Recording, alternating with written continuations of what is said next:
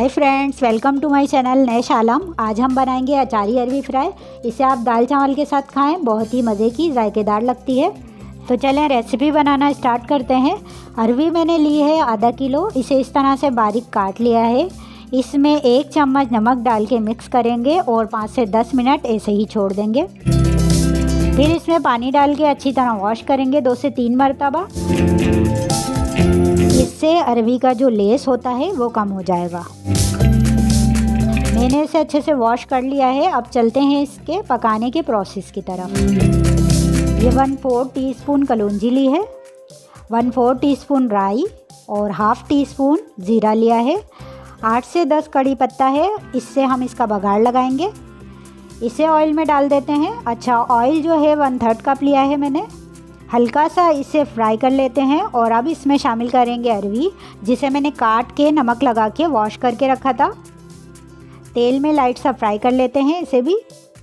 और फिर इसमें शामिल करेंगे 1/4 टीस्पून हल्दी, ½ टीस्पून नमक, 1 टीस्पून कुटी हुई मिर्च। इसे हमने मीडियम फ्लेम पे थोड़ा सा फ्राई कर लेना है।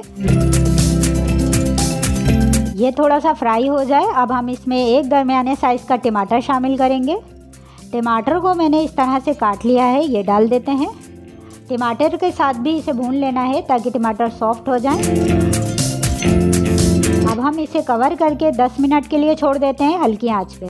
अब हम इसे खोल के देख लेते हैं क्योंकि 10 मिनट हो चुके हैं। अरवी तकरीबन गल चुकी है। अब इसमें 2 से 3 हरी मिर्चों को मैंने इस तरह से काट लिया है, ये शामिल कर देते हैं। ये 1 टीस्पून धनिया है, इसे मैंने रोस्ट करके कूट लिया है, ये डाल देते हैं। थोड़ा सा हरा धनिया डाल के इसको कवर कर दें 5 मिनट के लिए हल्की आंच पे।